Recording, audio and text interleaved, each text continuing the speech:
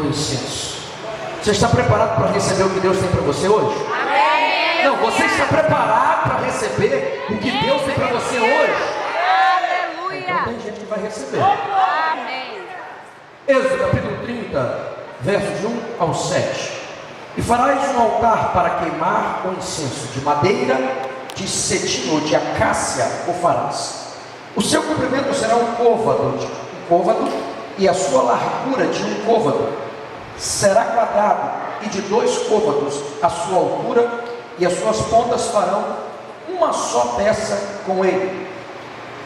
E com ouro puro o forrarás, o seu teto e as suas paredes ao redor e as suas pontas, e lhe farás uma coroa de ouro ao redor. Olha para mim aqui para você ver, que a gente fica muito perdidaço com isso aí. Então, vamos supor, isso aqui é o altar do incenso. Ele tem 2 côvados de comprimento, 2 côvados de largura e 2 côvados na sua altura. Então seria um box, uma caixa retangular, sendo ele quadrado na sua estrutura. A sua de ouro, todo forrado de ouro, todo ele forrado de ouro. E ele diz que dessa estrutura aqui também fará, verso 3: com ouro puro o forrarás o seu teto e suas paredes, e as suas pontas, e lhes farás uma coroa de ouro ao seu redor. Cada ponta do altar de incenso saía como que um chifre, que era uma peça só no todo, era uma peça só, que participava, era uma ponta de chifre, ok? 4 chifres que havia ali. E também fará 2 argolas de ouro debaixo da sua coroa. A coroa ficava em volta do altar do incenso. Então ela ficava assim, com uma coroa, ok? Estou desenhando para você colocar na tua mente aí. A coroa, ok? Tá a coroa aqui. Aos 2 lados farás, de ambas as bandas estarão lugares para os varais com que será levado. Então, nas laterais, argolas, aonde varas seriam colocadas para que ele fosse transportado, ok? E os farás de madeira de acácia, e os forrarás com ouro, e porás diante do véu. Aonde vai colocar? E porás diante do véu. Vou dar uma cola. E porás diante do véu. Aonde vai colocar? Diante do véu. Aonde vai colocar? Diante do véu. Isso aqui é o véu, então ele está estaria aqui, diante do véu, aonde estaria a arca por detrás do véu, ok? Então vamos lá. E o porá diante do véu, que está diante da arca do testemunho, diante do propiciatório, que está sobre o testemunho, onde me ajuntarei contigo. E Arão, sobre ele, queimará o incenso das especiarias. Cada manhã, quando põe em ordem as lâmpadas, o queimará. Então ele pega o candelabro, acendia, enquanto ele estava colocando em ordem, limpava, tirava o azeite, tirava o resíduo da noite anterior que ele queimou a noite inteira. Quando era ele retirado, dentro daquele mesmo processo, ele utilizava e ele acenderia o altar de incenso, ok? Pode tomar o que eu sei. Nós falamos sobre a arca, nós falamos sobre a bacia de bronze que está aqui, bacia de cobre, falamos sobre o candelabro, ano passado, creio que foi, ano passado falamos sobre a bacia, e esse ano nós vamos falar sobre a pia, sobre o altar de incenso.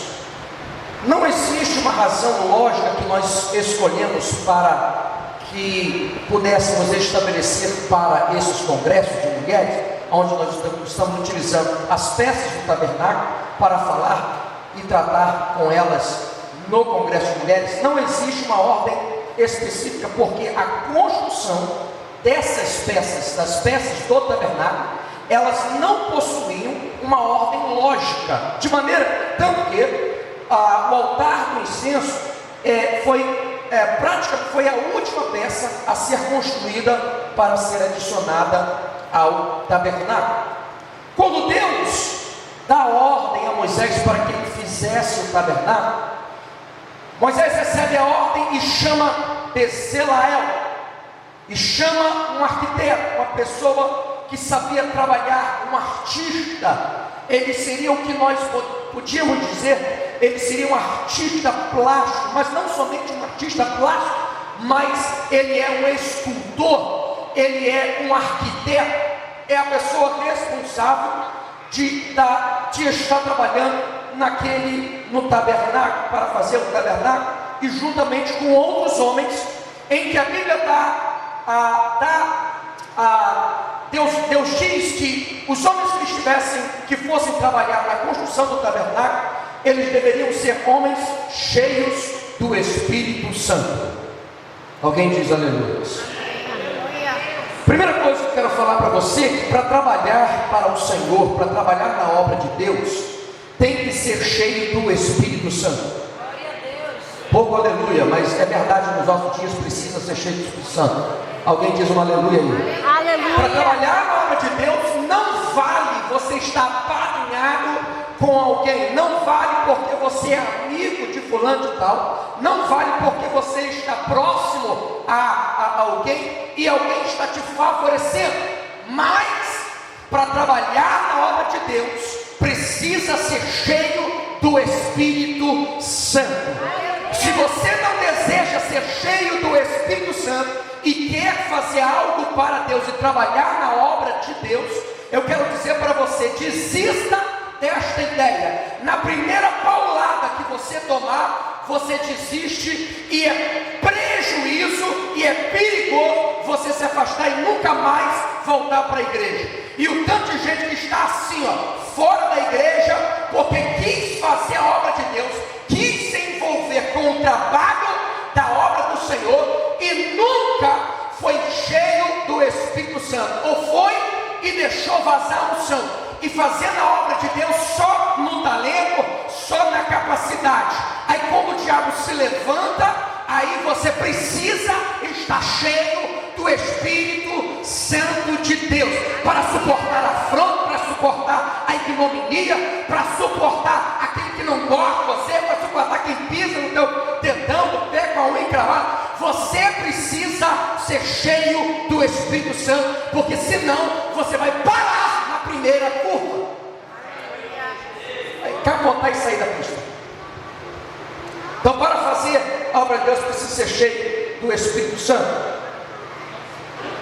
Ali está o sacerdote, que ele iria depositar o incensário sobre o incenso sobre o altar do incenso. Pode dar um pause aí, se você quiser voltar naquela imagem anterior e dar um pause, por favor. Agora olha para mim aqui agora. Primeira coisa, eu tenho pouco tempo, mas eu quero que você venha comigo, amém? Então eu vou falar rápido, e se você ficar bobeando aí e passando text message, você vai perder a bênção de Deus essa noite.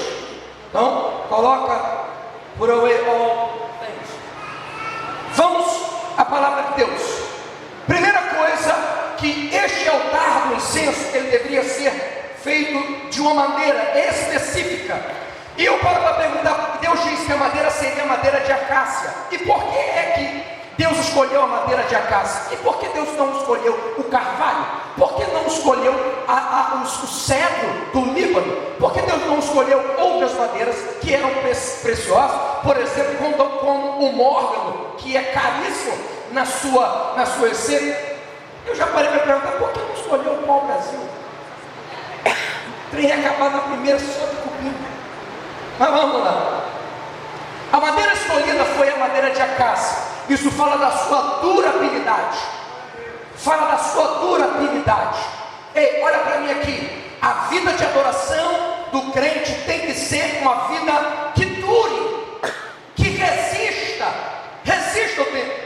A madeira escolhida foi a acácia devido por causa da sua capacidade de suportar o tempo. Ei, a tua vida precisa suportar e ter condições de passar o teste do tempo. No livro de Eclesiastes, ali está dizendo o sábio Salomão que há tempo para todas as coisas e que você precisa